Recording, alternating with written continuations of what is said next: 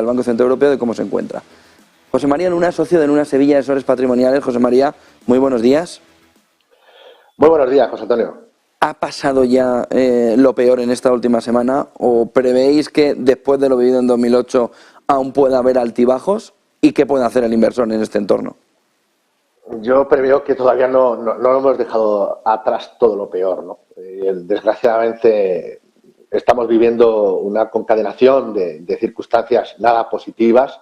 Si hace unas semanas nos preguntaban si preveíamos un aterrizaje duro de la economía, tanto en uno o el otro lado del Atlántico, y el porcentaje que se manejaba pues iba poco a poco diluyéndose. Ahora yo creo que esta situación que se está viviendo a nivel del sector financiero, yo creo que acerca mucho más una desgraciada realidad, y es que probablemente pues sea inevitable un aterrizaje más duro de la propia economía. ¿Por qué digo esto?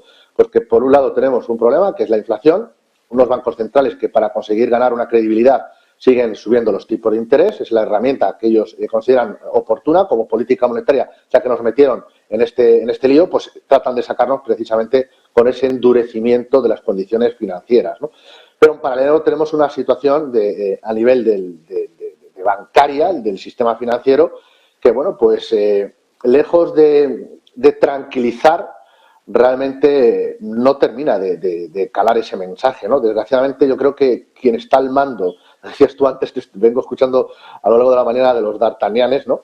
Y sus compañeros, pues desgraciadamente son gente que no ha trabajado mucho en el sector financiero.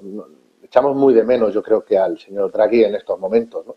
Quizás necesitábamos un mensaje mucho más contundente y trabajar muy sobre el terreno para precisamente ahora que está habiendo realmente un problema, que se intente atajar lo antes posible, porque de no atajarse probablemente el problema vaya a continuar a lo largo de las próximas semanas.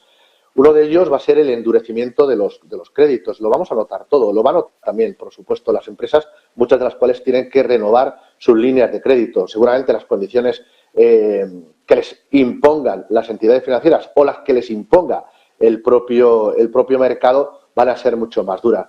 Lógicamente, todo esto al final es, sin duda alguna, reducción de márgenes de muchas empresas y, evidentemente, yo creo que al final es una mayor probabilidad o algo inevitable que vayamos a un escenario de un aterrizaje más duro de la economía a nivel global. ¿Qué puede hacer un inversor? Pues de momento yo creo que hay dos cosas, o tres. La primera, actuar con serenidad, con bastante calma. Es decir, no dejarse arrastrar por la ansiedad que se transmite muchas veces en los mercados. Es decir, esto no se trata de ir como si fuera un carrusel deportivo, de a ver qué entidad es la siguiente, que la ayudan o no la ayudan, porque eso al final te vuelve loco, sobre todo el inversor de más de largo plazo. En segundo lugar, reflexión, es decir, ver dónde estoy posicionado, si realmente tengo una cartera que pueda ajustarse a ese escenario en el cual, por un lado, la inflación todavía tarda en doblegarse, aunque mi sensación a nivel personal es que probablemente no tardemos mucho en empezar a ver síntomas de desaceleración precisamente la inflación, y que a lo mejor empecemos a dejar atrás picos en cuanto a la subida de tipo de interés. Es decir, los bancos centrales ya no se van a atrever mucho a mandar un mensaje mucho más agresivo en ese sentido, sobre todo por la que hay en este momento liada. Y en tercer lugar, los datos de la economía, que es lo que se basa sobre todo los fundamentales, ¿no? Es decir, el crecimiento económico y los márgenes de las compañías, tanto a la hora de invertir en deuda como a la hora de invertir en renta variable. Probablemente esas decisiones de reflexión tomadas con cierto sosiego, con cierta calma, lo que nos lleve es a una conclusión, y es que deberíamos de apuntalar muy bien la defensa de nuestra cartera. Yo creo que es una de las cosas que es más importante. La semana pasada señalaba mucho utilizar fondos escudo, y insisto mucho en eso, es decir, apuntalar mucho la parte de la defensa, y la parte más agresiva probablemente ser moderadamente más conservador de lo que veníamos siendo en las últimas semanas. Es decir, moraleja de toda esta historia, probablemente durante cierto tiempo utilicemos estos rebotes que se están produciendo en los mercados financieros, probablemente para reducir la exposición a riesgo de las carteras, y sobre todo si estamos muy expuestos, sobre todo porque yo creo que ahora se va a poner mucho más en valor precisamente algo que es un problema, y es una desaceleración de la actividad económica que yo creo que en estos momentos es inevitable. Entiendo entonces, cash is king, ¿no? Duraciones cortas, duraciones cortas, duraciones cortas. y renta fija.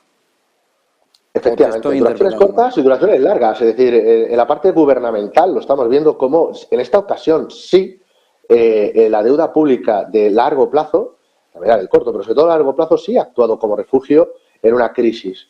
En una crisis en la cual la crisis más importante es, por un lado, es una crisis de confianza, y sabemos que eso es un puntal muy importante en los mercados de capitales, pero también hay una cierta crisis de liquidez. De hecho, la Reserva Federal, de nuevo, está haciendo un quantitative easing de forma enmascarada, es decir, con la inyección de liquidez que quizás no se transmite al mercado, pero probablemente está ahí, es decir, no se está reduciendo tanto el balance y ahora incluso en los últimos días se ha aumentado notablemente ese balance precisamente por la inyección de liquidez, puesto que las entidades financieras han solicitado esa liquidez. Con lo cual, cash skin, sobre todo yo creo que los monetarios pueden ser una idea interesante, o fondos cuasi monetarios. Os pongo un par de ejemplos para que lo entiendan los telespectadores. Nosotros utilizamos muy mucho la casa Dunas, son nuestra casa buque insignia en estos momentos donde nos apoyamos, y la verdad es que esos fondos escudo que gestionan ellos, la verdad es que lo están haciendo bastante bien. Uno de ellos es el Dunas Valor Prudente, con lo cual es un producto cuasi monetario, un producto todoterreno que realmente está funcionando, lo cual puede ser una idea interesante. Si queremos irnos, por ejemplo, la parte también en monetario, pero todavía mucho más roca, no cabe la menor duda que el fondo ideal puede ser el fondo de la casa Pictet, el Pictet Sovereign Short Term Money Market, un producto que invierte fundamentalmente en deuda pública de muy corto plazo, pero AAA, AA, lo mejor rating. Pero no iría solo ahí. Si me voy a la parte media de la cartera, yo creo que hay grandes ganadores en estos momentos, y es sobre todo la estabilidad, la visibilidad, la calidad.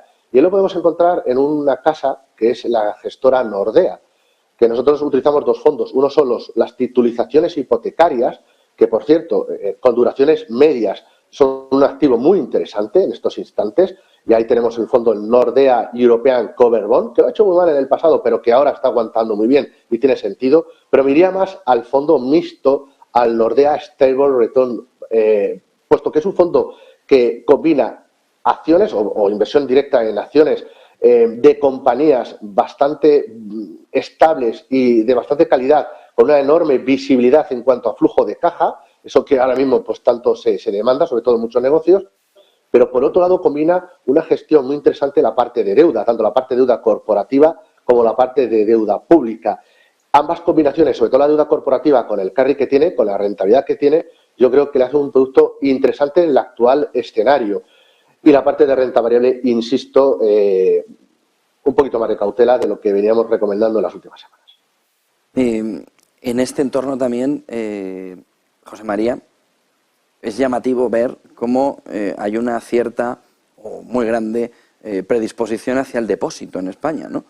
A pesar de que en otros países, precisamente esta crisis lo que está haciendo es la huida del depósito a bonos, a letras o a monetarios. ¿Es un momento clave para que el inversor también deje ya de ver que el único lugar seguro, que además no lo es el depósito en un entorno como el actual? Bueno, hay que distinguir realmente lo que ocurre en Estados Unidos, donde efectivamente los monetarios están captando mucho interés frente al depósito. Vosotros estáis haciendo eco de ello, ¿no? Es decir, hay una cantidad máxima en la cual se garantiza, pero queda un poco entrevelado las dudas en cuanto a si esto es extensible o no es extensible a todas las entidades financieras, cosa que en el caso de Europa no existe esa duda. Luego hay otra segunda diferencia. En Estados Unidos, los fondos monetarios, los bancos compiten por la liquidez, es decir, el que mejor paga se queda con la liquidez. En el caso de Europa no existe esa competencia, es decir, los bancos tienen preferencia en la liquidez frente al resto, incluyendo los fondos de inversión. Ahora bien, hoy por hoy los depósitos, que nos da la sensación de una enorme estabilidad, y es verdad que los bancos europeos, sobre todo la banca comercial, la diversificación de cartera, es decir, dónde han invertido todos esos depósitos, toda esa inversión, toda esa liquidez que les han entrado está mucho más diversificada, mucho más repartida, con menores riesgos, es decir, los balances son mucho más solventes que lo eran en la crisis del 2007 y del 2008, y también, no cabe la menor duda, que también los ratios de liquidez son importantes. Pero por eso mismo las entidades financieras de momento no tienen por qué estar compitiendo en estos instantes una guerra de pasivo, que muchas veces al inversor dice, Jolines, mi dinero en depósitos apenas me da rentabilidad. Probablemente lo suban, ¿de acuerdo? Y eso vaya a mermar el margen de los bancos. Pero existe la otra alternativa, como bien apunta, es decir, que no está una peleada a la otra, sino que existe la alternativa de los fondos de inversión, sobre todo con perfil más defensivo, en la cual no solo hay depósitos, y esto es muy importante, los propios fondos de inversión, algunos de los que he citado, tienen depósitos en cartera, los cuales van a unas condiciones mucho mejores que las que podamos ir usted o yo, tú, José Antonio, o yo, o el resto de los telespectadores. Consiguen mejores condiciones, lógicamente es una inversión institucional. Pero además es que la cartera que tienen, sobre todo la parte tanto de deuda pública como de deuda corporativa, sobre todo si está muy bien elegida, les permite en el actual escenario poder ser precisamente esos fondos escudos, esos fondos roca, que realmente sí están aportando valor en dos sentidos: protección del capital, bueno, en tres. Sería protección de capital, liquidez, que lo podemos deshacer en cualquier instante y ahora lo estamos viendo, lo importante que es esto, y en tercer lugar, rentabilidad. Con lo cual, estos tres factores son importantes. Insisto, protección, liquidez, rentabilidad en los fondos de inversión, sin duda alguna, y eligiéndolos bien, pues podemos tener una alternativa que acompañe a esa inversión tradicional, sobre todo para el ahorrador español. Muchísimas gracias, José María Luna, socio de Luna Sevilla, asesores patrimoniales. Buen día, buen fin de semana, buen negocio. Buen negocio a todos y buen fin de semana. Cuidaros mucho.